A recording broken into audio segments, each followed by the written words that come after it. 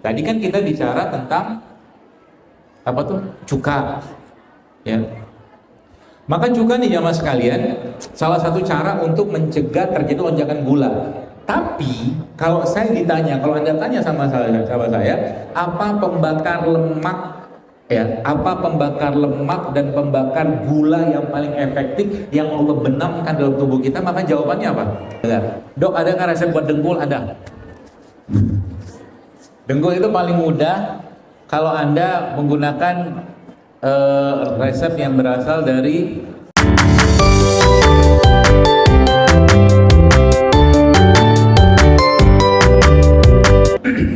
jadi jamaah sekalian bicara tentang bicara tentang kesehatan ya.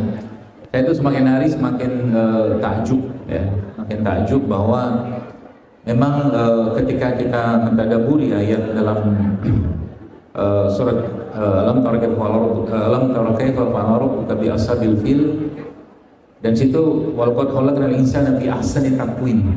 Jadi manusia itu diciptakan Allah dalam keadaan yang sempurna. Jadi memang Masya Allah ya, kita tahu bahwa tubuh kita ini terkoneksi satu dengan yang lainnya, itu satu. Dan dia punya penguatnya, dia juga punya pengganggunya. Kita akan fokus di dua hal itu aja. Dia punya penguatnya, dia punya juga pengganggunya. Dan pengganggunya ini ya, kalau dibiarkan terus-menerus, itu justru malah bisa berefek bahkan bahaya fatal tubuh kita. Ya. Pengganggu, saya sebutnya pengganggu saja. Dan memang kalau dia sudah di manage ya, diatur ya, maka tubuh itu bisa memperbaiki dirinya sendiri. Ya. Makanya kita tahu bahwa konsep sehat dalam syariat atau konsep sehat dalam Islam itu bukan outside to inside, tapi inside to outside. Jadi konsep sehat dalam Islam itu adalah dari dalam ke luar dulu, baru itu bisa sehat konsepnya. Kita kan mendengar dulu kan ada istilah, sebenarnya bukan istilah dari Islam tentunya ya, yang berbunyi di dalam tubuh yang kuat terdapat jiwa yang sehat. Nah ini bergerak begini ketahuan dengkul ini. Nanti kapan-kapan di rumah habis sholat gitu ya, habis sholat apa di musola di masjid, coba latihan tiap hari jalan 20 langkah aja tapi jongkok, jalan jongkok 20 langkah. Nanti saya ajarin caranya atau apa yang harus kita lakukan ya, supaya badan kita tetap fit sampai waktunya kita ngembaliin ini kepada Allah. Gitu kan. Jadi kalau umat Islam itu atau kaum muslimin itu kalau ditanya untuk apa sih hidup sehat, toh mati juga kan gitu ya. Sehat itu investasi, dia kayak Anda atau kita punya kendaraan ya mas sekalian ya.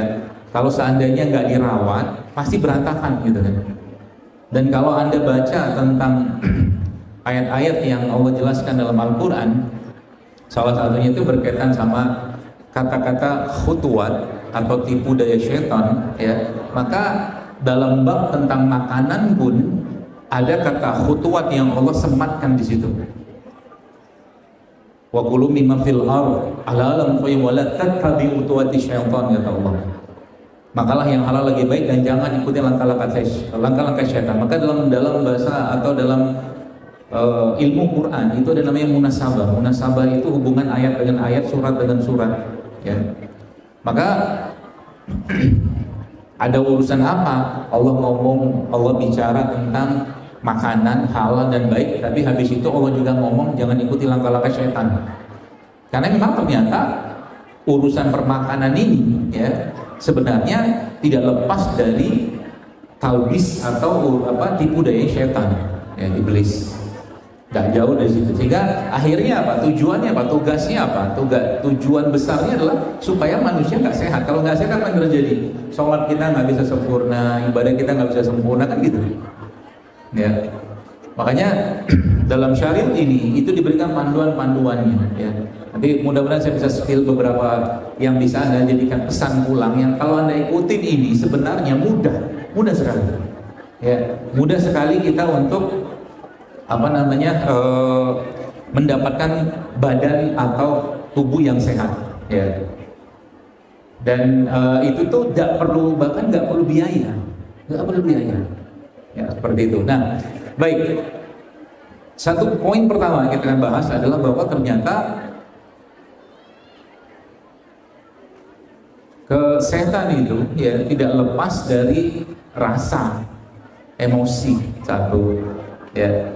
Kita tahu atau kita pernah mendengar hadis Nabi Sallallahu Alaihi Wasallam, Nabi menjelaskan izal sholat jasad kullu, kata Nabi. Ya, bahwa tubuh atau dalam tubuh manusia itu terdapat segumpal daging, kalau dia baik semua, dia rusak semua. Ya. Sebenarnya bab tentang ini tuh kalau diurai lebih dalam lagi, maka kita akan mulai mencari benang merah di situ. Ya. Apa benang merahnya? Atau mungkin apa cluenya di situ? Kenapa sampai Nabi SAW berdoa memohon kepada Allah agar dihindarkan atau berlindung pada Allah dari beberapa sifat, ya, atau keadaan hati tertentu. Contoh, Allahumma inni a'udzubika minal hammi wal hazan, kan gitu kan? Aku berlindung kepada Allah dari sedih, takut, malas, bakhil, pengecut. Sebab apa? Itu mungkin kayaknya rasa atau sifat tertentu orang, ya. Tapi saya katakan demi Allah, ya, sifat-sifat atau karakter-karakter tertentu seperti itu akan membuat apa? Akan membuat seseorang itu juga punya karakter penyakit yang sama. Baik, saya kasih tahu ini. Ini keluarga sekarang, ini keluarga present sekarangnya, ini keluarga sebelumnya, ini keluarga setelahnya, artinya sudah punya cucu. Ini kakeknya, ini bapaknya, cucunya. Ini jantung, ini jantung, ini kan diabetes, ini kanker, ini autoimun. Ada nggak cari benang merah di situ? Apakah cuma bisa atau apakah kita hanya menyalahkan makanan? Enggak dong. Makanan itu cuma triggernya doang. Tapi pertanyaannya, sekarang saya tanya, ini kita tes. Di sebelah kanan saya, ini stop gini loh.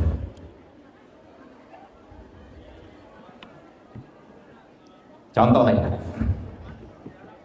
ini di sebelah kanan saya ada almond, ada kismis.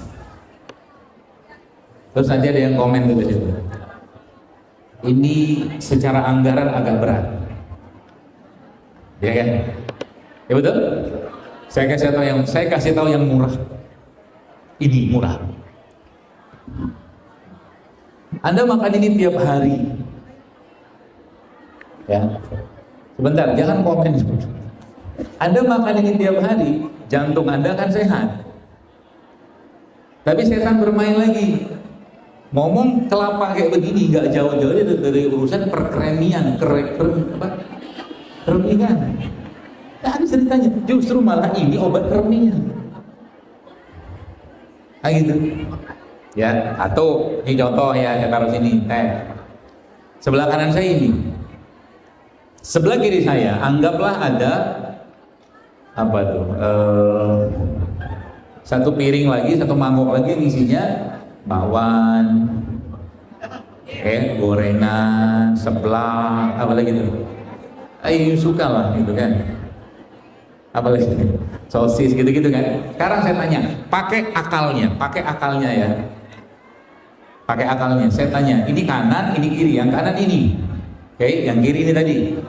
Sekarang saya tanya, kalau Anda mau jantung Anda sehat, pembuluh darah Anda lentur, aliran darah Anda lancar, BAB Anda lancar, otak Anda sehat, jantung Anda sehat, paru Anda sehat, Anda makan yang kanan apa yang kiri?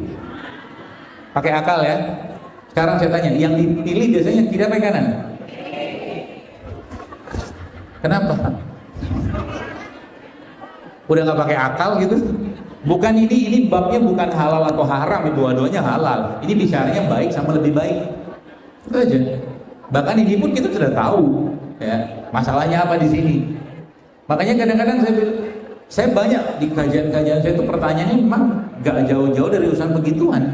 Cek aja apa yang dimakan, kan gitu loh. Artinya apa? Untuk makan kayak begini butuh effort, butuh usaha. Itulah yang sekarang orang-orang di luar sana sebutnya mindful eating. Mindful. Makan itu paham apa yang dimakan, maknanya apa, tujuannya apa, dia paham. Makanya dia mau makan itu. gitu ya. Nah, pertanyaannya, kalaulah katakanlah yang lihat, kalaulah yang dimakan yang sebelah kiri ini isinya tepung terigu dengan beraneka nama. Oke.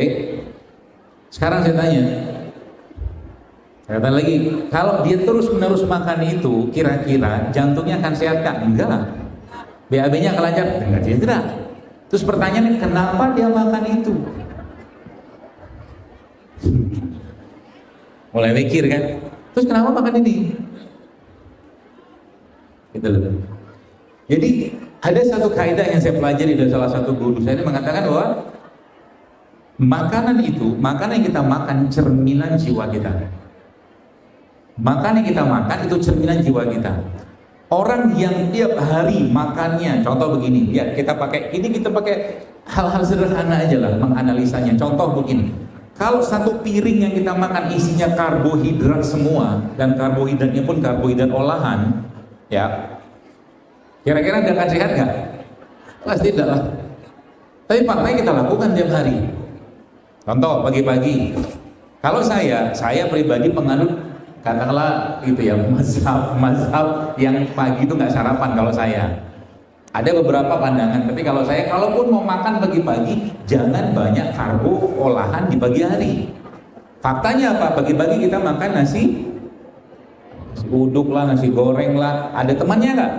Ada, bakwan. Sini apa? Bala-bala, itu kan? Pakai kerupuk nggak? Pakai. Minumnya apa? Teh manis. Kita urai satu. Teh manis ada gulanya, sudah karbo. Nasi udah karbo. Ada bakwan, ada bala-bala, tepung udah karbo. Pakai kerupuk ada 4 karbonya, hat-trick dia. Terus datang pergi kerja. Sampai di kerja kira-kira bersemangat, vitalitas atau ngantuk? Terus kenapa dikerjain terus-menerus? Tawa-tawa lu pada. Itulah futuhatnya gitu kan. Terus kalau pagi-pagi apa yang harus kami lakukan? Baik, saya kasih tahu ilmunya sedikit. Malam yang Allah ciptakan itu, di malam hari itu sebenarnya kaidahnya, kalau Anda mau sehat, kalau kita mau sehat, jangan terlalu banyak makan di malam hari. Apalagi yang dimakan produk-produk tinggi gula. Ya, makanya bapak-bapak nih misalkan di sini nggak terlalu, kalau Jakarta kan biasanya malam-malam itu banyak tuh nasi uduk jam 8, jam 9 malam gitu kan. Wih, berat banget itu. Ya. Jadi kalaupun pagi-pagi ya, kalau malam itu akhirnya menjelang pagi masih ada sisa hormon yang kita sebut dengan growth hormone atau hormon pertumbuhan yang fungsinya apa? Rekonstruksi, resetting, pokoknya semua hormon pemulihan itu, atau mungkin hormon growth hormone atau hormon pertumbuhan ini jamaah sekalian, itu fungsinya itu memperbaiki sel tubuh kita, gitu loh. Itu pagi-pagi masih ada sisanya. Maka pagi-pagi jangan ganggu dia. Dengan cara apa? Jangan terlalu banyak makanan di besok, cobain. Kan ilmu, sebaik-baik ilmu itu kan ilmu yang diamalkan. Nanti kita lihat aja malam ini dia makan apa. Kita lihat. Diamalin ya ilmunya. Kan gitu. Oh, apa-apa nanti mulai besok aja gitu kan. Nanti besok gitu lagi. Gitu lah. Jadi apa namanya? Karbo. Jadi pertanyaannya berikutnya, lalu pagi-pagi itu bagusnya makan apa? Kalau Anda tetap pengen makan karbo, saran saya karbonya ada serat. Contohnya apa? Nanti kita lihat Sallallahu Alaihi Wasallam menjelaskan makan kurma. Makan kurma jual 7 butir di pagi hari. Satu. Kalau saya belajar dari perspektif yang lain, maka salah satu disarankan supaya tidak banyak ngantuk di pagi hari apa? Jelas kurangi karbo atau nggak ada karbo sama sekali. Makan apa? Makan protein. Contohnya apa protein? Tahu, tempe, daging, telur, ikan, banyak. Itu satu. Yang kedua apa? Anda minum serat di pagi hari, ya, atau malam harinya. Anda juga salah satu kita sedikit, geser sedikit. Salah satu masalah dalam kesehatan kita zaman sekarang secara umum ya adalah tingginya gula dalam tubuh kita. Dan tingginya gulanya lama-lama menyebabkan apa? Lama-lama menyebabkan pankreasnya yang menghasilkan insulin itu tidak bisa lagi melaksanakan fungsinya. Yang orang sekarang kenal dengan nama resistensi insulin. Saya kasih ilustrasinya gampang, biar mudah, biar Anda bisa cerna baik-baik, dan nanti saya kasih pesan pulangnya. Begini, di Jepang gitu Bapak sekalian ada kereta KRL kayak kita di Jakarta atau di sini lah gitu kan. Kemudian salah satu yang unik di Jepang itu, di depan pintu kereta itu ada petugas pengatur penumpang. Kita sebut petugas saja. Tugas dia ngapain? Ngedorongin penumpang masuk ke dalam kereta, didesak-desak, pokoknya pintu ketutup. Itu tugasnya petugas. Ini banyak ilmu yang ada di sini. Baik. Lalu pertanyaannya, apakah petugas itu bisa letih? Bisa. Oke, pasti petugas itu bisa letih. Pertanyaan berikutnya, bagaimana caranya supaya kita bisa mengistirahatkan petugas? Cara paling gila adalah matikan listrik di stasiun sentral sehingga kereta nggak jalan hari itu. Itu agak gila-gilanya, ada gila-gilanya. Pertama, yang kedua apa? Kurangi jadwal petugas. Yang kedua, yang ketiga apa? Kurangi jumlah penumpang. Oke. Yang keempat apa? Ada tahu nggak? Yang keempat, petugasnya disuruh nge-gym. Biar yang dia bisa dorong, katakanlah pakai tekanan 10 Dalton apa Newton apa gitu-gitu tuh berkurang, jadi cuma gini doang orang masuk. Oke. Tadi ada berapa komponen? Tadi ada 2. Pertama petugas, yang kedua adalah penumpang. Oke. Nah, petugas itu Bapak Ibu sekalian, teman-teman sekalian, itu insulin. Oke, itu insulin. Penumpang itu gulanya. Oke. Nah, dari beberapa analogi ilustrasi yang saya buat tadi, maka sebenarnya kalau kita belajar di situ berarti supaya penumpang tidak banyak, jadi penumpang itu gula. Tugas insulin memasukkan gula ke dalam sel. Oke. Nah, ketika tadi saya katakan kurangi jumlah penumpang, berarti Anda mengurangi apa? Gula. Sekarang sebenarnya ya, Allah itu sudah kasih tools. Ya, kita sebut dengan syariat, mungkin bahasa kita tools atau perangkat dalam syariat ini untuk membuat kita tuh sehat. Cuman masalahnya kita ini kan bukan kadang-kadang, sering kalinya, bahkan selalunya begitu. Ya, selalunya begitu. Apa selalunya? Coba lihat, jujur saja. Atau bahasa anak sekarang kan jujurli aja lah. Ketika Anda puasa Ramadan, apakah makanan Anda berubah dengan 11 bulan yang lain? Bukan berkurang, berubah. Coba saya tanya, bukannya pakai apa? Takjil kan? Gorengan lagi kan? Tepung lagi kan? Gak berubah kita. Jadi gak berubah, 11 bulan tuh gak berubah gitu. Atau 1 bulan Ramadan gak berubah kan? Cuman berkurang sih iya. Makanya kadang-kadang saya bilang konyol banget kalau ada orang datang Ramadan, hari pertama berat badannya ditimbang oleh 60, hari terakhir ternyata 70, ini konyol. Kalau cuman sekedar fat loss atau menurunkan berat badan, itu Ramadan tuh perfect. Itu dahsyat, lebih baik daripada intermittent fasting apapun. Bahkan ada seorang dokter di Amerika, itu dia menyebutkan bahwa ternyata kalau Anda mau full reset badan Anda, di satu lagi ilmunya bagus, bisa kita pakai. Tapi ternyata ini dalam syariat pun ada.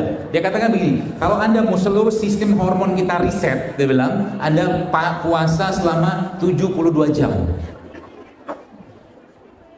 Boleh nggak kita puasa 72 jam? Sebenarnya dalam syariat kita ada, namanya puasa ayyamul bid. Nanti ketika Anda sudah buka kan sahur tuh. Ya kalau mereka tuh bukan puasa murni, tapi dia sebutnya water fasting. Jadi 3 hari itu minum air aja terus. Seluruh sistem reset, growth hormon Anda memuncak, semua kaidah-kaidah atau mungkin nilai-nilai yang berhubungan dengan hormon semua itu akan diperbaiki kepada keseimbangannya. Tapi butuh 72 jam. kata dia. Kurangi sedikit 48, oke lumayan. Ada lagi yang dibilang 24 jam, itu semua by research semua. Makanya sebenarnya dalam Islam kita semua sudah punya fitur itu gitu loh. Cuman kita nggak pakai. Nggak pakai kita. Puasa itu susah nggak? Susah. Susah. Makanya kutiba alaikumusiyam. Kata-kata kutiba itu bukan sembarangan. Anda bayangin kalau seandainya tanpa puasa Ramadan, berapa banyak orang yang mau puasa sunnah? Dikit banget. Dikit banget.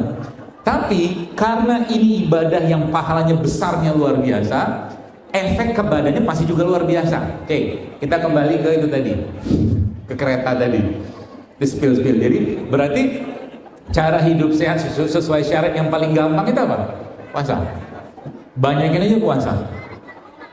Sekarang karena orang ada beberapa yang nggak mau puasa begini, dia bikinlah intermittent fasting. Dari mulai 16 jam ya puasa, dia makannya 8 jam, turun jadi 20 atau 4 jamnya dia makan atau 20 seterusnya kayak gitu lah. Ya, tapi kalau mau coba nanti 48 atau 24 jam tuh Anda nggak makan apa-apa kecuali minum air putih aja. Tapi dari awal badannya disiapin supaya nggak kaget. Ya, kalau kaget biasanya kelingan, pusing dia. Gitu. Nah, kembali gitu tadi. Berarti ngurangi karbo. Jadi sekarang kalau kita mau jujur, hampir tiap hari yang kita makan berlimpah dengan karbohidrat. Sayangnya karbohidratnya adalah karbohidrat yang miskin serat. Contohnya apa?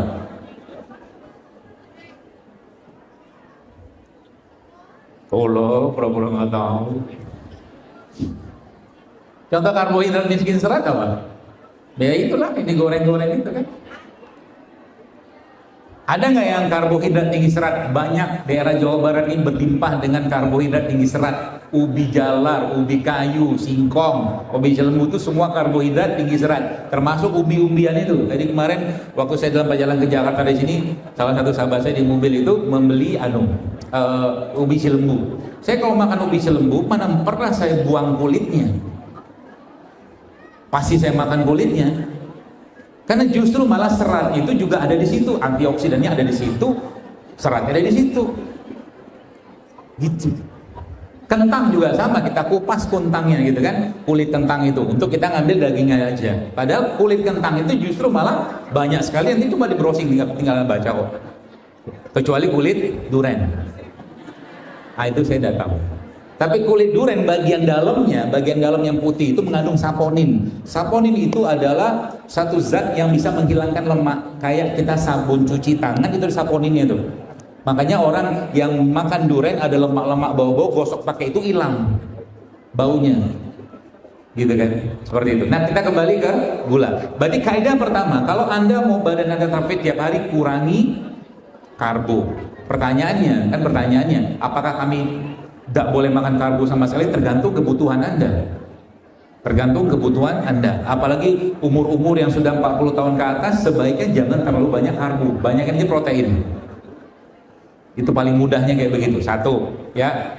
Jadi contoh karbohidrat yang atau karbo atau gula yang karbohidrat miskin serat apa ya? Terigu, gitu loh. Produknya apa contohnya? Roti-rotian. Ya, Anda bisa bayangkan ya beratnya beban tubuh kita itu ketika ada orang minum atau makan roti manis, roti putih, white bread itu minumnya pakai teh manis. Asik banget di sini. Ya, nanti saya kasih tahu jaringan. Berarti kan apa yang terjadi ketika berlimpah ruah gula yang masuk tadi itu? Apa yang terjadi? Ada satu kaidah namanya glucose spike. Glucose spike itu lonjakan gula yang terjadi setelah orang makan makanan tinggi gula. Saya kasih ajarin caranya supaya jangan terjadi lonjakan gula ketika kita makan. Oke, caranya begini. Ini baru satu kita bahas ngurangi gula kan.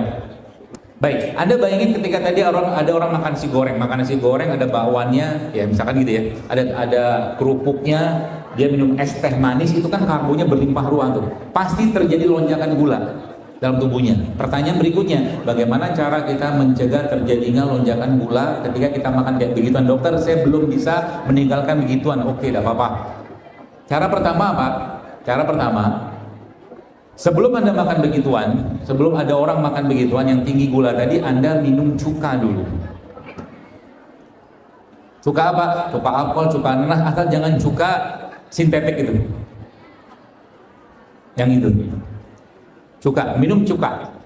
Yang Nabi kita SAW menjelaskan bahwa sebaik-baik lauk adalah cuka. Ini semua jamaah sekalian, pentingnya apa? Pentingnya apa? Gak bikin konslet lambung kita sebenarnya nanti pada akhirnya. Ya, itu satu cuka. Sebelum makan, contoh begini, oke, Anda tetap pengen makan nasi goreng, gitu kan? Sebenarnya dalam nasi goreng itu ada satu produk yang tinggi serat di situ, yang sering dijadikan hiasan dan tidak dimakan. Daun selada ya, itu tinggi serat. Saking tinggi dibiarin sama orang, dimakan pun enggak kan gitu kan. Ada dua yang tinggi serat dalam nasi goreng itu.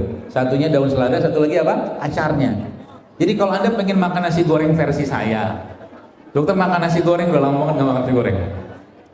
Tapi kalau saya bikin nasi goreng, biasanya saya nggak goreng, langsung aja nasi gitu saya kasih bumbu, udah makan. Tapi nasinya pun cari nasi yang berserat. Contoh nasi berserat apa? Nasi merah, nasi hitam, nasi hitam ada, nasi coklat, atau nasi yang Anda campurkan dengan minyak. Bisa. Jadi nanti buat nanak nasi itu Anda campurkan dengan VCO zaitun di situ. Ketika nanti sudah matang, itu juga mengurangi gula. Gitu. Bisa, atau dicampurkan dalam nasi itu dengan biji-bijian juga bisa. Jadi banyak caranya sebenarnya. Ya, baik. Itu tadi satu cuka. Ya. Makanya saya postingan begini tuh banyak banget kan iklan-iklan yang beredar. Padahal saya nggak jualan cuka. Nggak jualan cuka, nggak jualan obat lutut, nggak jualan obat penumbuh rambut. Banyak banget iklannya. Cuplik muncul di TikTok. Saya di sana di sana sini gitu kan. Dokter, ini produknya dokternya. Ada pula itu yang macam-macam lah gitu kan. Buat ginjal lah, yang dikabarkan seorang ahli kardiologi tewas di jalan tol. Beritanya ampun itu, nauzubillah min dzalik, kayak air. Gitu lah. Itu satu ya, cuka. Nah ini saya kasih tahu ini. Jadi malam itu, tadi saya jelaskan malam itu, kenapa saya katakan jangan terlalu banyak makanan yang mengandung gula tinggi ketika malam hari, supaya apa? Lagi di malam hari tubuh kita itu sedang riset, sedang memproses makanan yang masuk, sehingga malam-malam itu jangan banyak makan. Kalau bisa sih, kalau saya lebih menyarankan sebelum matahari tenggelam,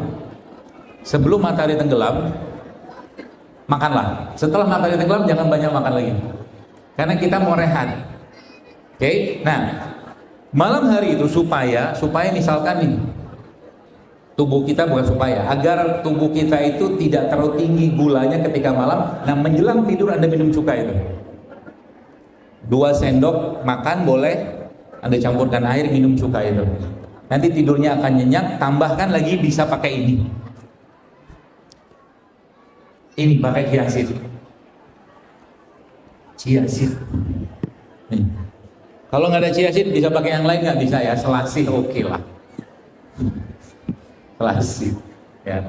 Ini bukan produk negeri kita, ya, nggak tumbuh setahu saya di Indonesia, tapi oke lah. Pakai selasih oke lah. Jadi menjelang malam itu, nah ini tipsnya saya kalau mau dipakai. Lagi badan itu lagi konslet banget, bukan konslet ya, lagi nggak ada tenaga segala macam. Biasanya yang saya kerjakan salah satunya adalah saya pakai ini.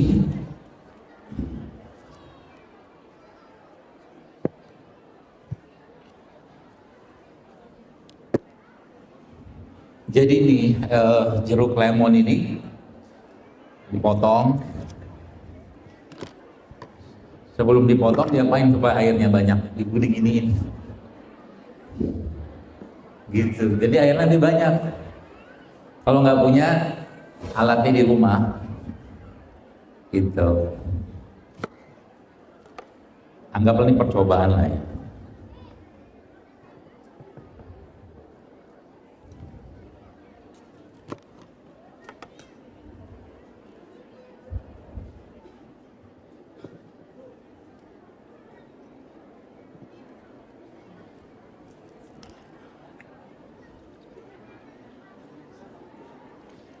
Ini namanya air mineral.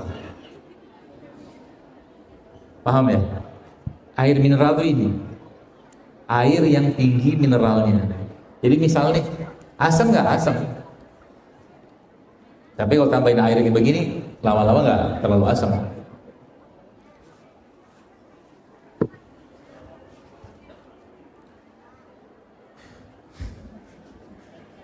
Gemrobios kalau orang Jawa bilang. Udah mulai basah bajunya. Baik. Jadi kalau lagi badan gak enak gitu ya, kadang-kadang saya campur ini. Campur harusnya direndam. Rendam ya bangsa 1 jam lah gitu kan. Tapi kalau nggak direndam pakai air panas atau air hangat sedikit bisa digembang nanti. Campurin ke sini, katakanlah kayak begini. Terus diaduk-aduk gitu lah. Terus minum. Udah gitu. Asam. Termasuk ini. Saya kasih tahu sedikit. Ini bukan silajit. Silajit. Enggak tahu silajit. Silajit itu ada herbal dari India, isinya 86 mineral, bukan bocok buat laki-laki. Kenapa laki-laki bagus minum silajit? Karena laki-laki zaman sekarang banyak yang tidak jadi laki-laki. Ya, itu kita akan bahas lah. Tapi faktanya ada. Faktanya begini.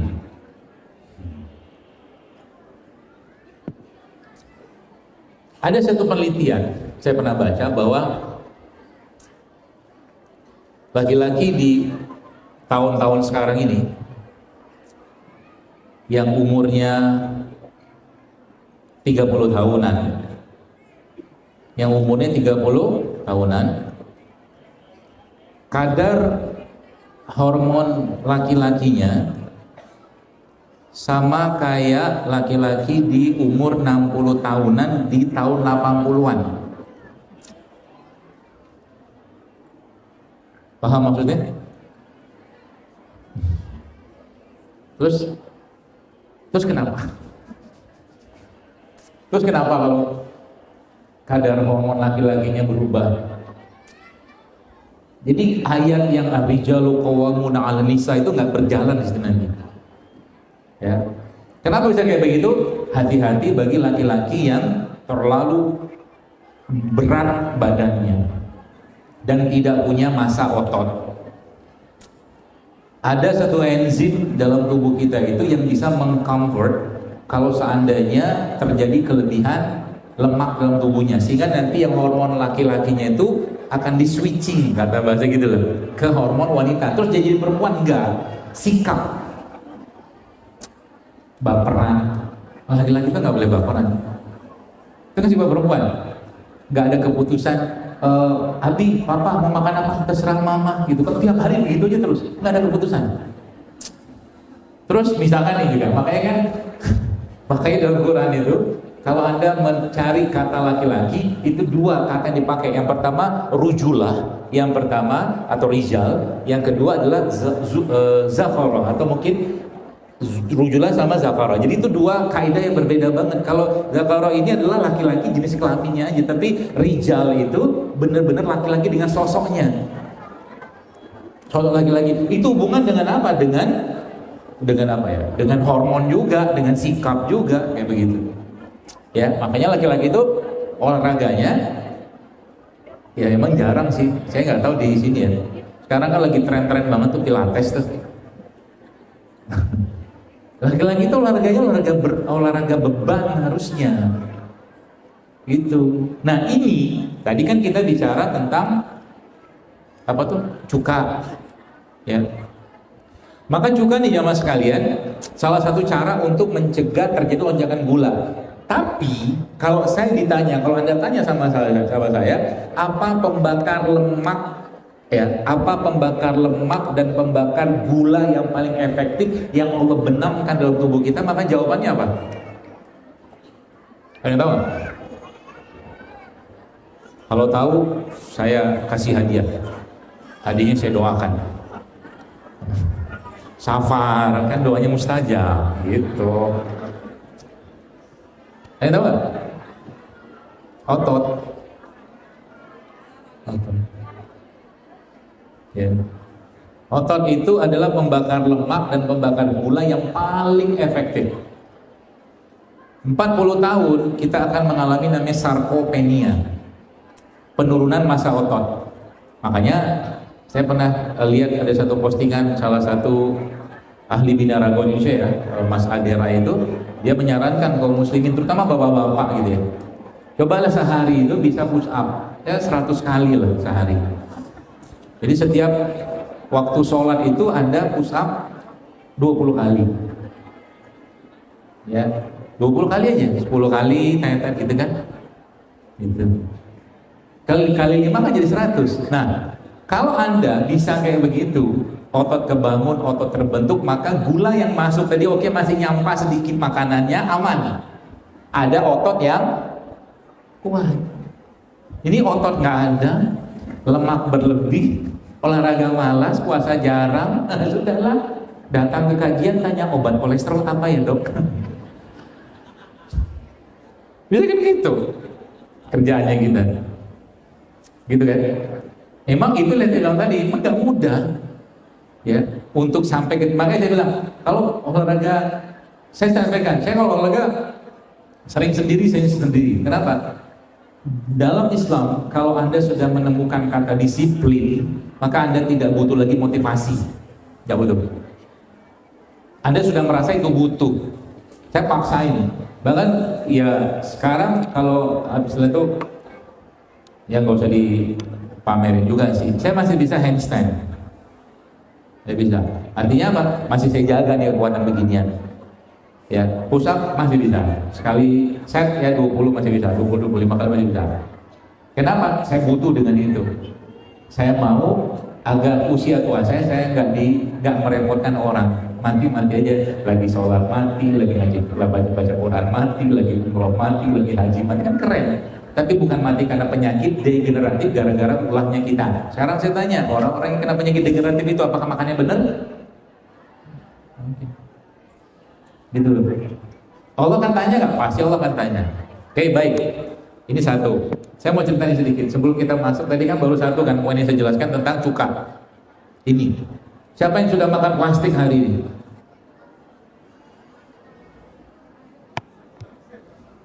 Ngomong aku. Siapa yang sudah makan plastik hari baik? Saya ajarkan di mana Anda mendapatkan plastik atau di mana orang mendapatkan plastik. Pagi-pagi ketika beli bubur ayam, bungkusnya pakai apa? Styrofoam kan? Di atas styrofoamnya dialasin kan? Ada apa itu alasannya? Plastik kan? Oke, satu plastik. Ada mikroplastik nggak situ? Ada. Terus yang kedua, waktu pagi-pagi tadi sikat gigi, brushnya itu plastik atau bambu? Masuk nggak kira-kira? Ada masuk. Nah, masalahnya plastik ini nggak bisa terurai, di badan kita nggak bisa terurai. Dia cuma bisa plastik itu diikat, ya. Jadi plastik itu cuma bisa diikat. Apa senyawa yang bisa mengikat plastik atau mikroplastik? Ini asam jawa. Tapi ini bukan asam jawa, ini asam tasik. Kan di Tasik. Alhamdulillah Allah mengabulkan permohonan saya. Ada kipas angin. Udah basah bajunya soalnya.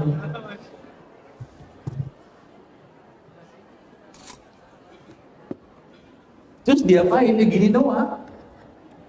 Ada. Ini nanti coba di rumah bikin. Ini sudah saya bikinkan, panitia udah bikinkan. Ini asam jawa dengan dia madu. Udah dikasih madu. Ini asam jawa udah dicairin. Nanti cobain bikin di rumah. Ini bisa, beberapa studi terbaru menyebutkan asam jawa, bukan Jawa sih ya, asam aja lah. Asam. Itu ternyata bisa mengikat mikroplastik. Yang biasa saya kerjakan begini, Bapak Ibu sekalian. Ternyata sesuatu itu ketika di shake rasanya berbeda. Ini kan ada asam jawa nih. Sudah saya kasih garam, saya kasih madu di sini. gitu. Berapa banyak? Sesuka hati saya. Terus diapain? Di-shake.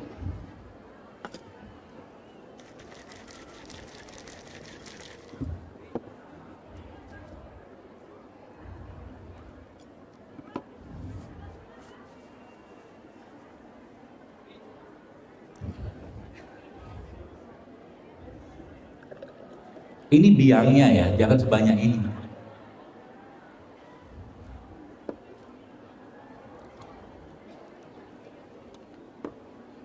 Es batu. Terus dikasih apa? Dikasih es batu. Wih.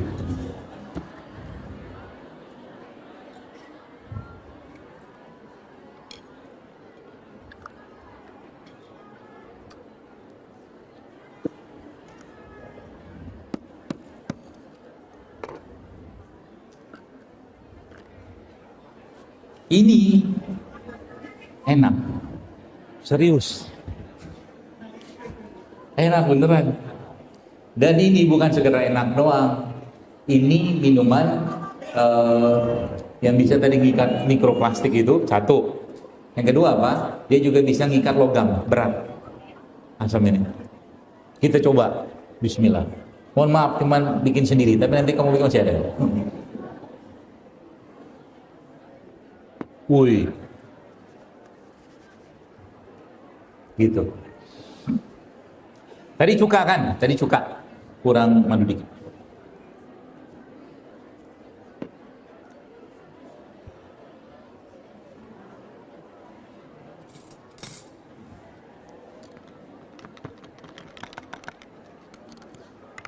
Terus setelah cuka, apalagi yang bisa kita lakukan untuk mencegah lonjakan gula tadi? Setelah makan kayak begituan, jangan duduk berjalan. Ya, berjalan. Berapa lama? Ya, 15 menit, setengah jam lebih bagus berjalan. Apalagi jalannya mendaki lebih bagus.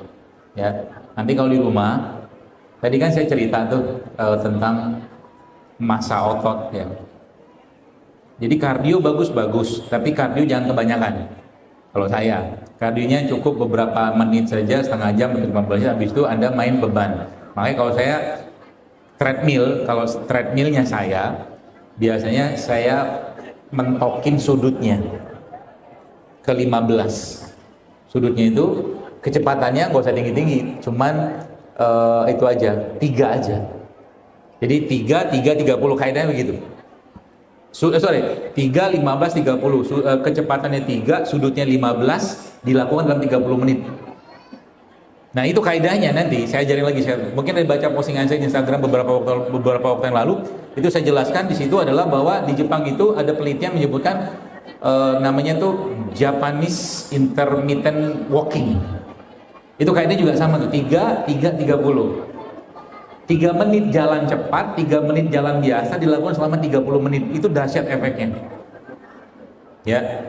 Kerjanya tiap hari. Makanya kalau ditanya cara hidup sehat yang paling mudah itu dalam bentuk olahraga apa? Berjalan. Tiap hari berjalan aja lah.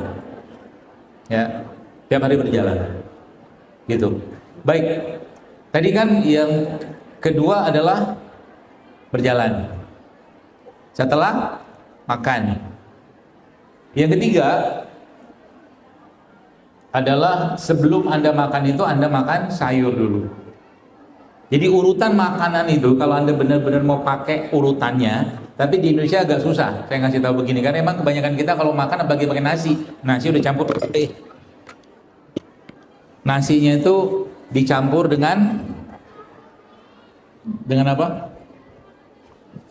Dengan sambal. Terus dimakan sama macam-macam lah gitu kan. Nah, itu bisa dipakai ya. Jadi sayur sebelum makan. Jadi urutannya. Jadi kalau misalkan di dalam satu piring itu ada apa namanya? Ada banyak tumpahnya ini. Tumpah semua. Bapak.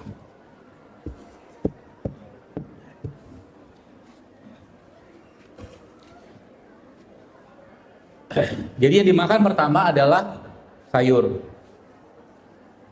Yang pertama, supaya tidak terjadi lonjakan gula. Yang dimakan kedua adalah daging, proteinnya.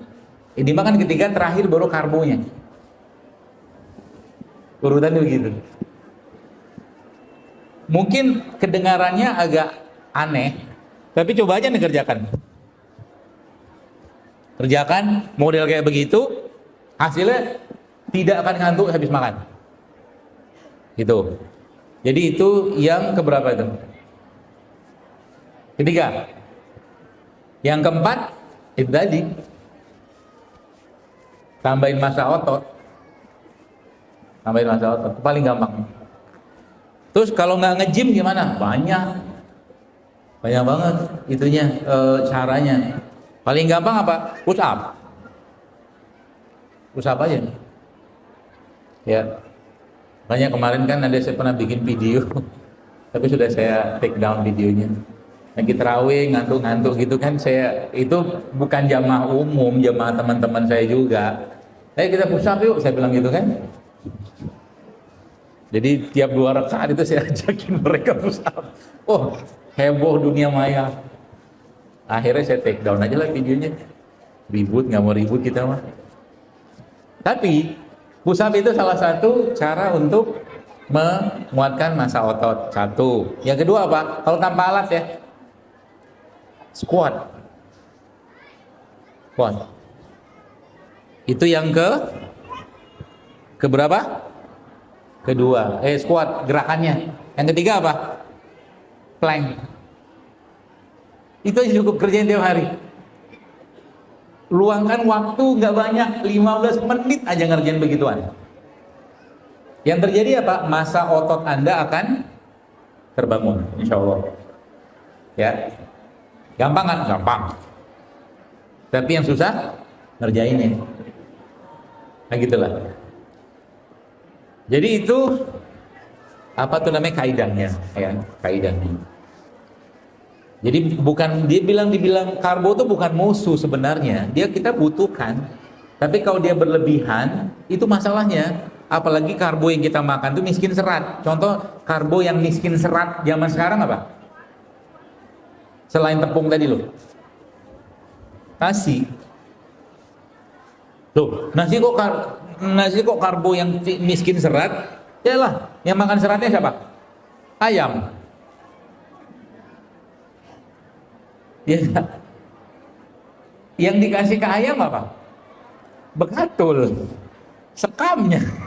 Iya kan? Dikasih kayak itu ke ayam.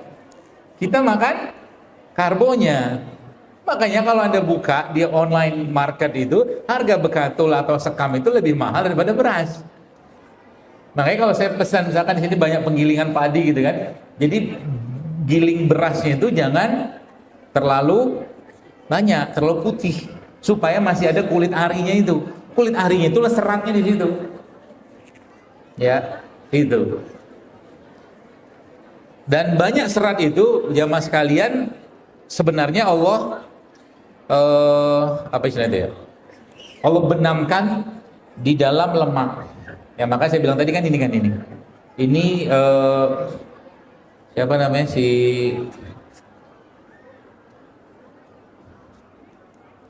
kemarin saya bikin minuman ala saya. Apa minumannya? Nanti cobain di rumah ya. Ini.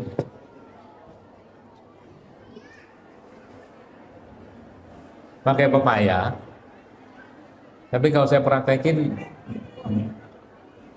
basah bajunya. Oh salah ya, nanti buat di rumah aja ya. Pepaya ini dipotong.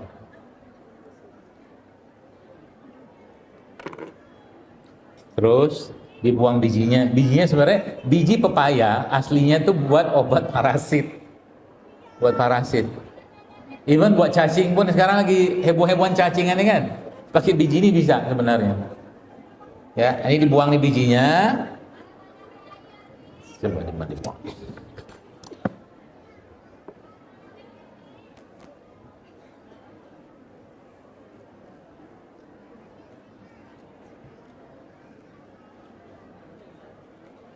Terus dikerok.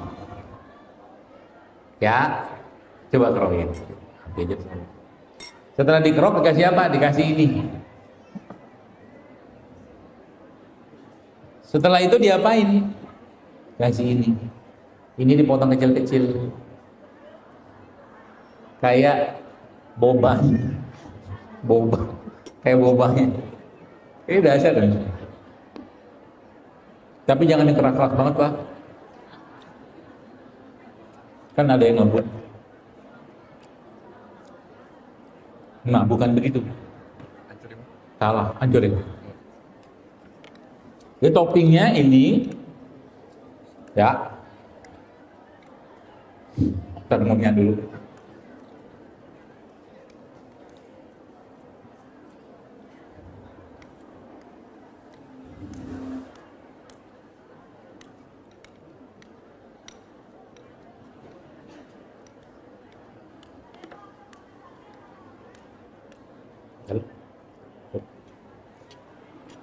Terus kasih ini.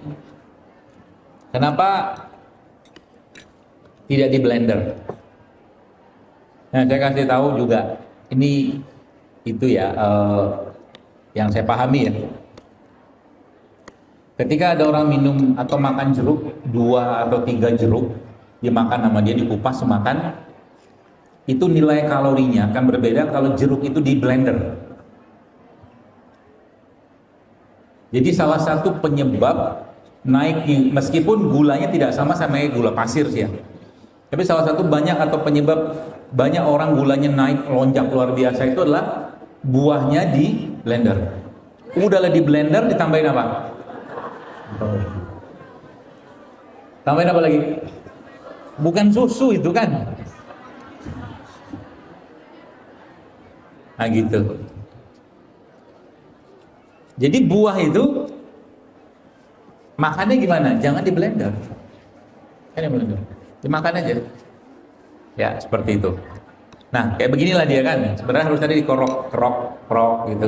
Ya, keroknya lebih halus gitu kan. Nah, setelah itu dikasih madu. Kalau nggak kasih madu bisa kasih apa? Kasih gula aren yang diparut.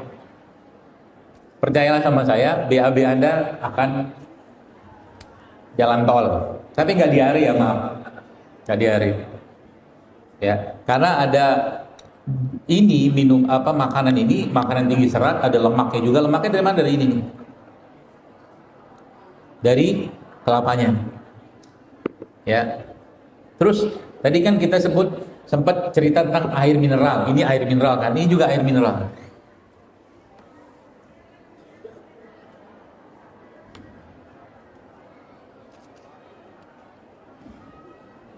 Apa beda air kelapa sama air kelapa muda sama air kelapa tua? Beda dari umur.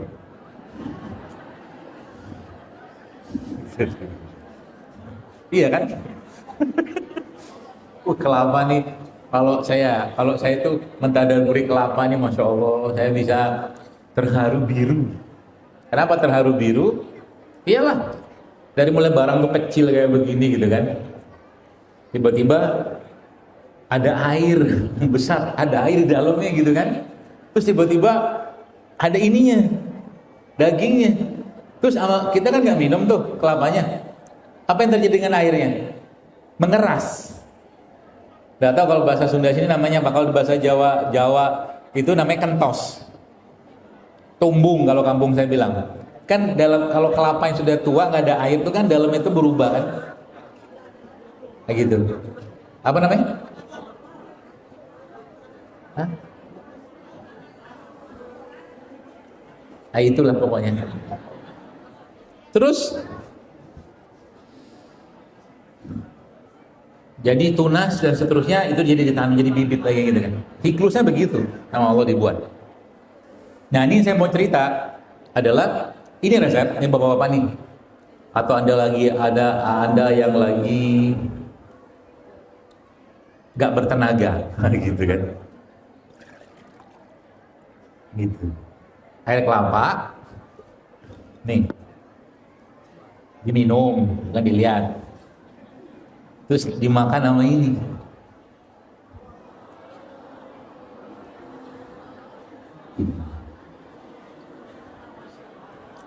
Enak nggak? Enak. Kenapa? Aduh. Kenapa makan telur sama ini? Bakteri dalam kelapa ini suka banget dengan albumin di sini. Ketemu tuh barang tuh. Anda kan punya power, tenaga lagi tuh. Ceritanya begitu.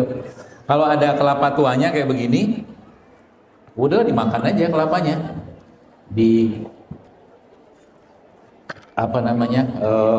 Di daging makan, minum ini sama ini. Jadi habis sepedaan, jangan makan gorengan. Ini cobain ya. Kelapa sampai ketemu ini. Ya, saya cobain. Ini sayang makan aja ya.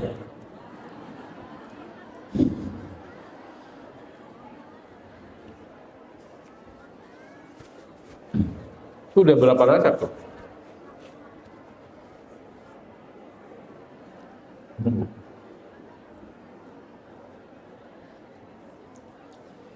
Ada soda-sodanya.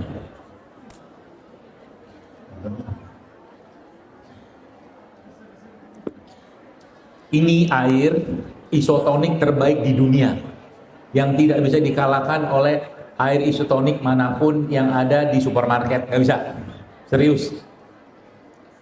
Makanya jangan hobi makan makanan yang dikemas, tapi sukalah makan yang dikupas. Ini kan dikupas. Itu kaidahnya. Semakin banyak Anda makan makanan yang dikupas, semakin sehat. Ini kupas, ini kupas, kan? Sederhana aja. Dan makanlah makanan. Ya. Banyak zaman sekarang tuh fake food, makanan palsu. Iya kan? Dia bikin apa gitu, makanan rasa ini. Jadi semua rasa itu kan flavor, perisa sintetik. Makan kan orang kan, yang terjadi apa?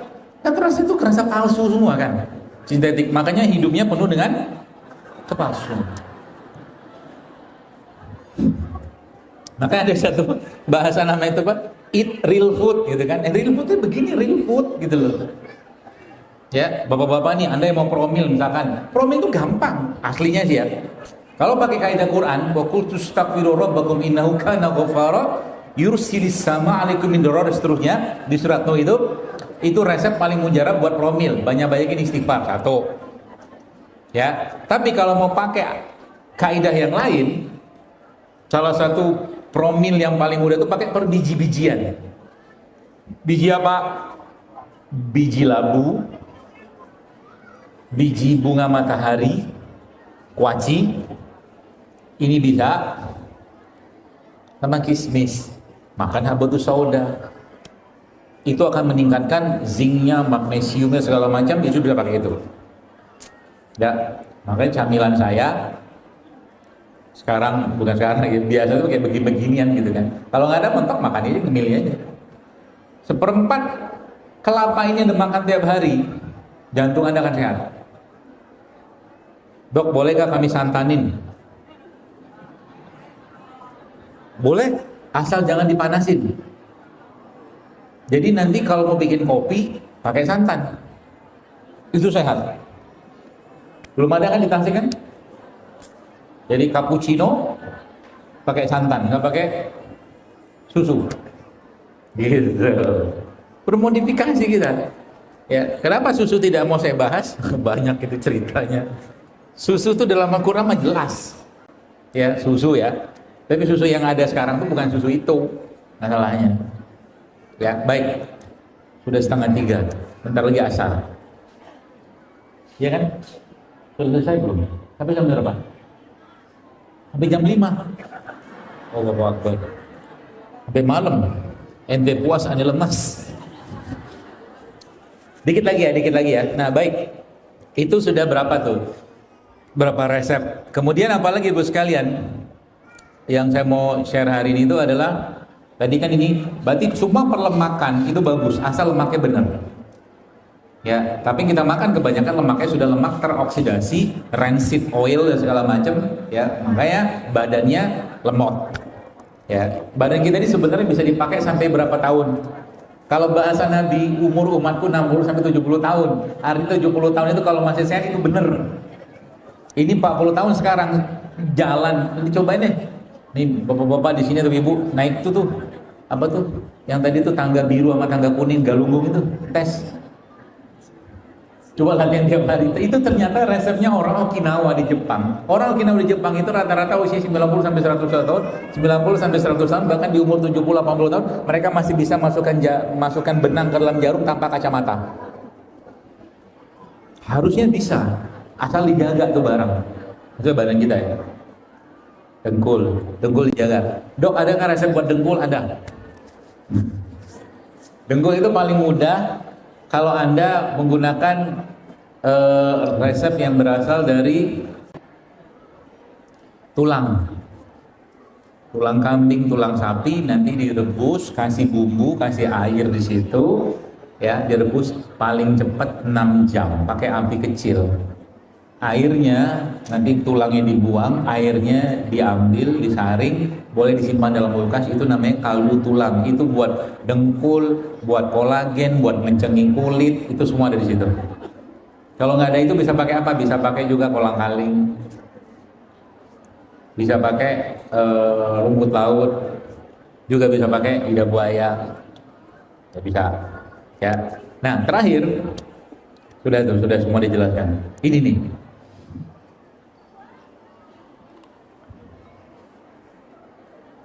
Si perkunyitan,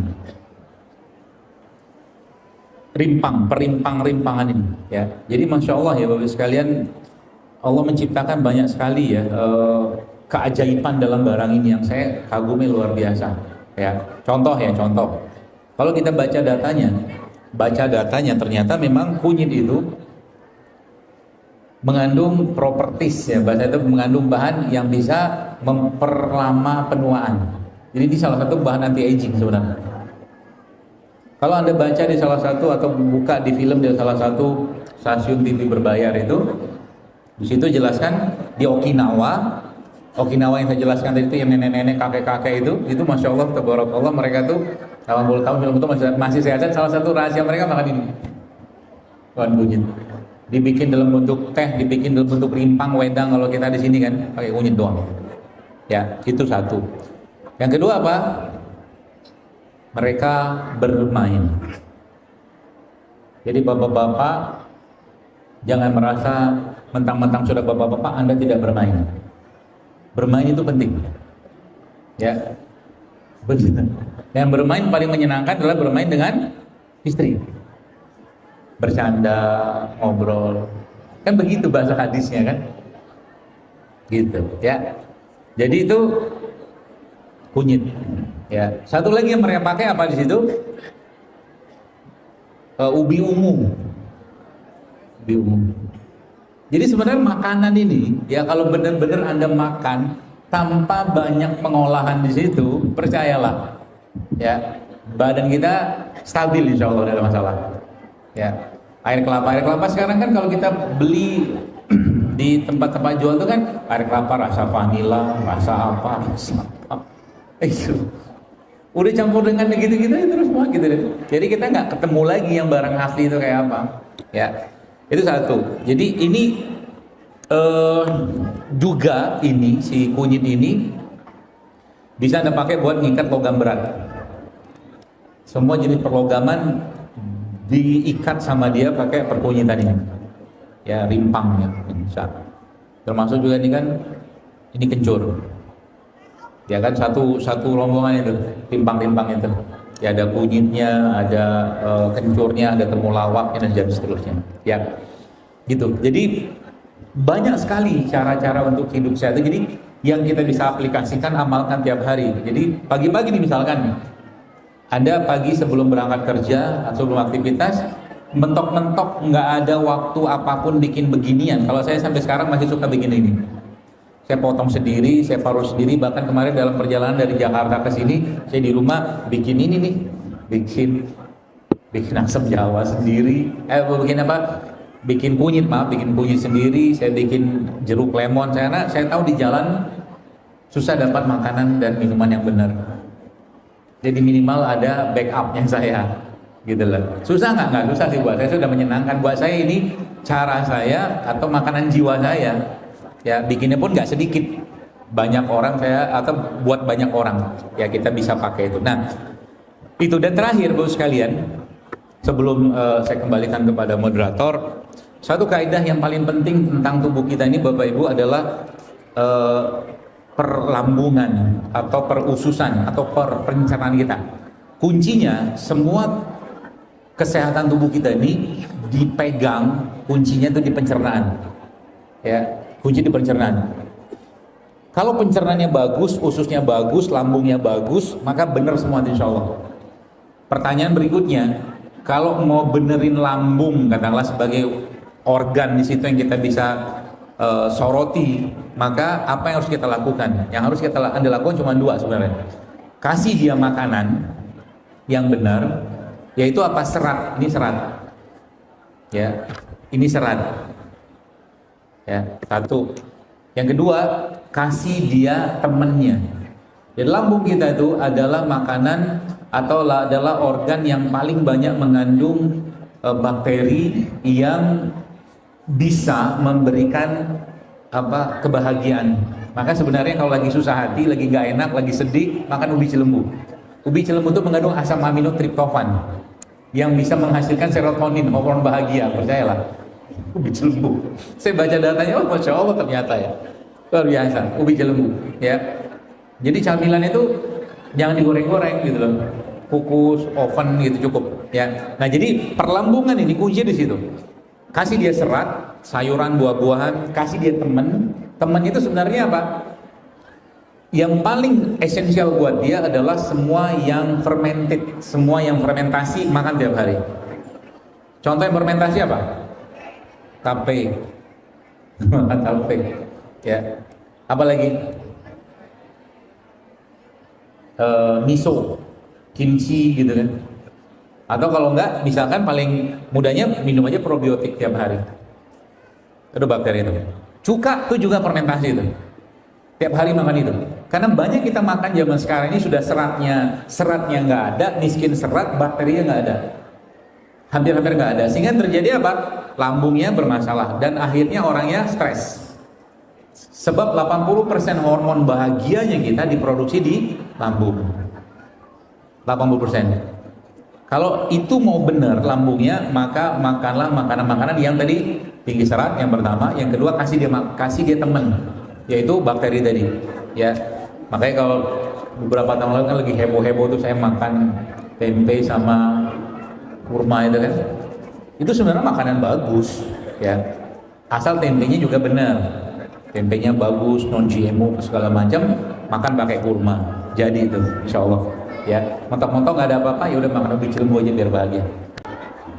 Jadi pertama gini, kasus-kasus yang berhubungan dengan paru itu tidak lepas dari banyak penyebab, ya. Dalam sudut pandang yang saya pelajarin, kalau di dokter biasanya kan, atau mungkin di dunia medis umum ya, seperti TBC itu kan karena infeksi dari Mycobacterium tuberculosis karena gitu. Tapi dalam sudut pandang yang lain itu banyak sebenarnya kita mau bahas. Contoh mungkin kelembapan. Ya, kelembapan. Banyak orang-orang yang kena TBC itu nggak terpapar dengan matahari yang cukup. Itu bisa. Jadi solusinya apa? Ya dijemur. Anaknya dijemur. Jadi kalau udah kering diangkat. Bukan gitu. Dijemur tuh suruh dia berjemur, tapi sebelum dijemur diolesin dulu minyak. Olesin minyak. Minyak apa yang bagus? Banyak. Mau minyak zaitun boleh, minyak VCO boleh, minyak kabel soda boleh, dibalurin semua. Atau mentok-mentok kasih minyak kelapa ya, yang buat goreng itu kasih bawang. Jangan terlalu banyak, dibalurin. Itu fungsinya buat apa sebenarnya? Kita mikirnya kan buat mual apa biasanya kan bukan. Gini, saya kasih tahu ya. Ini makanya hati-hati. Organ terluas dalam tubuh kita itu kulit. Semua yang dimasukkan ke dalam kulit itu tidak melalui pencernaan lagi, langsung keserap masuk ke darah. Makanya hati-hati dengan menggunakan skincare, toiletries, kosmetik segala macam yang banyak mengandung endocrine disruptor. Apa itu endocrine disruptor? Browsing sendiri, cari tahu sendiri. Banyak, ya. Jadi dia nggak masuk itu. Nah, minyak seperti minyak kelapa, TCO gitu kan, itu mengandung antioksidan yang sangat tinggi. Jadi ketika dimasukin ke dalam kulit atau dibalurin ke dalam kulit, yang terjadi adalah dia akan nyerap masuk ke dalam. Satu, ya mentok-mentok kalau dalam minyak kelapa cukup lah gitu kan. Kasih parutan jahe gitu kan, gak usah banyak-banyak, panas soalnya, atau bawang untuk balurin ke badannya, terutama malam hari. Satu, dijemur. Yang kedua apa? Kurangi makan makanan yang mengandung atau bisa menyebabkan lendir. Ya semua jenis persnack kan, yang kemasan itu, apalagi tinggi gula gitu-gitulah ya, yang kemasan itu stop. Itu yang kedua. Yang ketiga, kalau mau bicara rimpangnya banyak banget ya.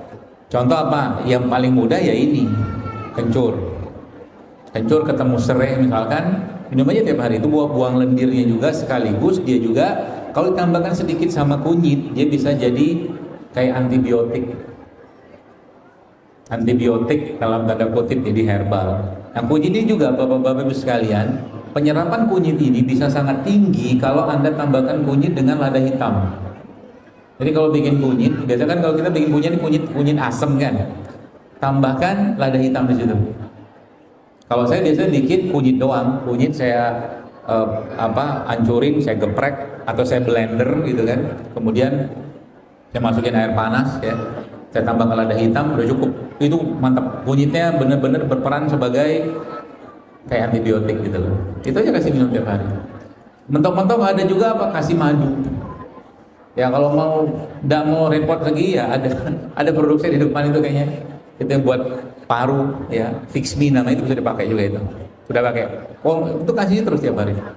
Ya. Cukup insya Allah. Itu mungkin ya. Terima kasih dok. Turun tangan dulu sebelumnya untuk akhwat sekarang. Turun dulu tangannya. 1, 2, 3. Ibu baju coklatnya, silakan. Iya, ada mikrofonnya. Panitia.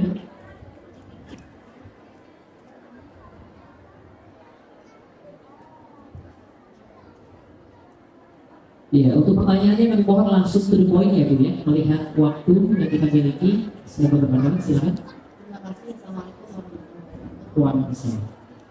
Yang ingin saya tanyakan, saya kan baru 3 tahun yang menjalankan konsep ini, tapi kadang-kadang saya tidak konsep konsepnya jadinya ketika konsep saya pakai gorengan, makan gorengan kontan dari satu dan betul.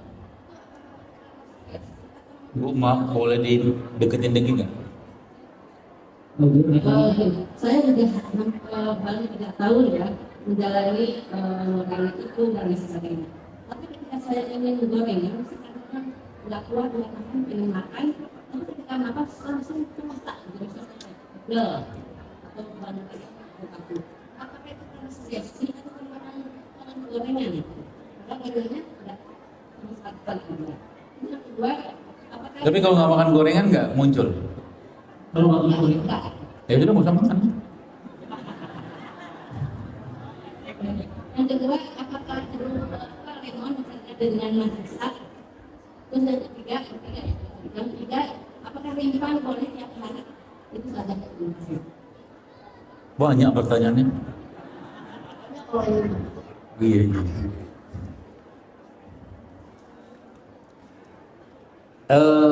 Yang pertama tadi mengenai pergorengan. Ya apa ya? Saya gini. Saya udah lama ya ngomongin tentang gorengan ini ya. Udah lama, mungkin udah 5 tahun, 6 tahun, 7 tahun kali ya. Ya gimana? Karena itu ada sebagian orang itu kebahagiaannya di situ gitu loh. Jadi kalau saya bilang, ya kalau Anda bahagia makan gorengan, makanlah gitu kan. Jangan tersiksa makan beginian, lebih baik Anda makan gorengan bahagia atau makan tersiksa. Usaha gitu kan. Tapi, nah gini ada tapinya. Saya kasih tahu cerita saya. Ya. Saya itu kan memang jarang makan begituan. Kalaupun gorengan, mentok-mentok saya harus pengen makan gorengan. Saya cari yang nggak tepung. Contoh mungkin kan tahu kan nggak goreng, nggak tepung. Atau mungkin saya makan tempe, kayak gitu kan nggak tepung. Oke lah makan gitu kan, cabenya saya banyakin karena enzimnya di situ, gitu kan. Meskipun ngos-ngosan juga ngunyahnya. Nah, jadi tergantung seberapa Anda meletakkan kecurigaan, ya Bapak Ibu sekalian, Ibu mungkin terhadap makanan tadi. Kalau mungkin ketika Anda makan, makan itu gorengan atau apa, tiba-tiba sudah muncul, paling kalau makan pasti perut gue sakit nih, nggak usah makan, itu aja. Kalau saya sering begitu, saya kalau pas lagi safar begini, beberapa kalau pas keluar kota agak jauh gitu, kayak mungkin kapan hari pernah di Sumatera Utara itu, diajakin makan sama ya teman dan guru-guru saya situ kan, ya kan jalan di hutan-hutan begitu kan, ya mereka makan mie instan, saya udah banyak banget curiganya sama mie instan itu di pikiran saya, sehingga kalaupun saya maksa makan biasanya muntah, itu terjadi berkali-kali. Jadi saya memilih untuk tidak, nggak apa-apa lah, antum aja makan, saya nggak usah. Karena udah tersetnya kayak begitu. Tapi kalau Anda merasa nggak masalah, ya nggak masalah. Gitu. Ya gitu. Jadi kalau ditanya apakah itu karena pemikiran ibu atau kecurigaan ibu, mungkin iya. Makanya saya bilang kalau memang ada muncul, mendingan nggak usah makan. Gitu ya. Diganti aja yang rebusan. Jadi nanti bikin bakwan jangan digoreng di oven. Bisa kok. Saya pernah nyobain bakwan di oven. Gitu kan. Tapi memang yang digoreng-goreng itu memang menyenangkan sekali karena radikal bebasnya banyak. Yang kedua tadi apa ya? Yang kedua tadi apa, Bu?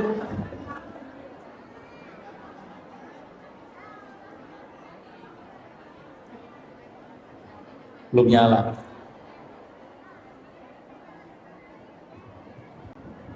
Lemon bisa diganti dengan markisa.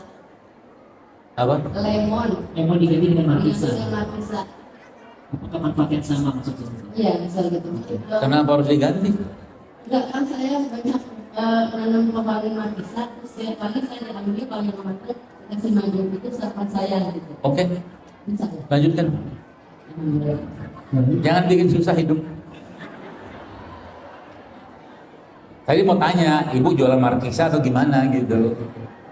Udah kan yang ketiga? Udah selesai? Ya, baik. Udah. Satu pertanyaan terakhir. Masya Allah. Satu terakhir.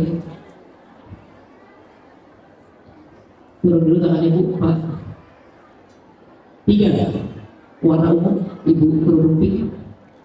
Iya. Panitia. Sekali lagi mohon maaf karena waktu dan juga kesempatan. Insya Allah nanti di kesempatan lainnya. Baik, silakan Bu, langsung pertanyaan. Assalamualaikum warahmatullahi wabarakatuh. Dokter, saya mau bertanya, obat sinusitis. Selama ini saya mengikuti resep-resep dokter.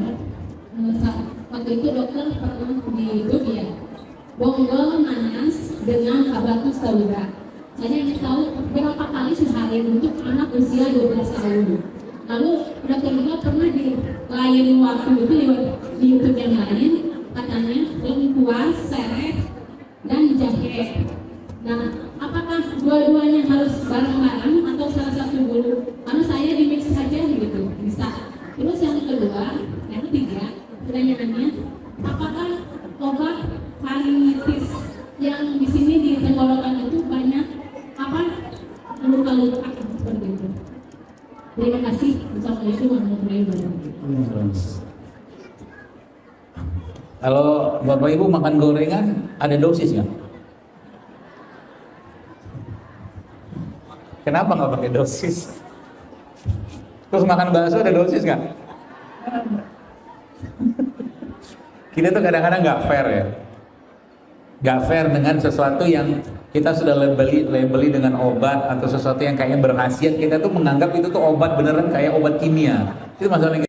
Sama juga tadi dengan si bonggol nanas sama habatus sauda itu. Dia bilang nggak ada dosisnya, aslinya tuh nggak ada dosisnya. Makan aja. Kan makan bonggol nanas. Bonggol nanas kandungan gulanya tinggi nggak setinggi nanas atau daging nanasnya. Tapi enzimnya tinggi banget. Ketemu sama habatus sauda, dia jadi obat. Bukan obat sih, dia jadi apa ya? Formula buat sinusitis gitu loh. Jadi ya bonggol nanas diambil, nanti boleh di blender ya, campurin habatus sauda mungkin 1 sendok makan yang serbuk biji itu, minum tiap hari ya 2 kali 3 kali cukup lah. Ya itu satu, atau juga pakai yang tadi bisa jelaskan jahe apa lengkuas serai itu juga bisa, ya kunyit juga bisa, atau propolis juga bisa, ya itu, atau juga sinus juga bisa dibekam di sini, daerah sini yang dibekam, ya atau bisa pakai rimpang-rimpangan yang sifatnya membersihkan lendir. Contohnya apa? Kengkeng, kapulaga, juga tuh. Ya bisa insya Allah, atau bunga lawang, ya tuh cukup Bu, insya Allah dua kali sehari cukup lah. Dan kalau berlebihan pun insya Allah aman, tidak ada masalah. Ya juga mungkin saya belum pernah juga ketemu dengan orang kebanyakan makan kunyit, kan nggak ada. Ya. Kalau Anda baca datanya, kunyit itu kalau mau pakai dosis maksimalnya, setahu saya, seingat saya sih, saya lupa, saya harus murojaah lagi, sekitar 250 gram sehari, kan banyak banget. Banyak banget, seperempat kilo, nggak mungkin juga cuma seperempat kilo. Jadi kalau makan kunyit cuma sekelingking gini, kan dikit banget. Aman sebenarnya, relatif aman. Meskipun ada beberapa jenis herbal yang memang kita jarang dapatkan dan memang peruntukannya itu memang spesifik. Ya, tapi kalau yang Allah ciptakan itu agak banyak, ya kayak kunyit apa segala macam, relatively aman. Relatif aman. Itu ya Bu ya.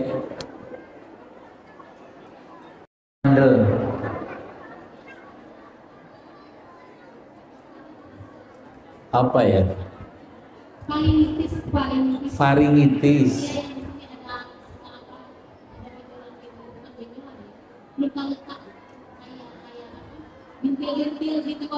Ya.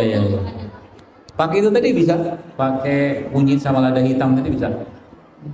Kunyit, lada hitam, terus minum propolis juga bisa. Cukup ya? Cukup. Terima kasih.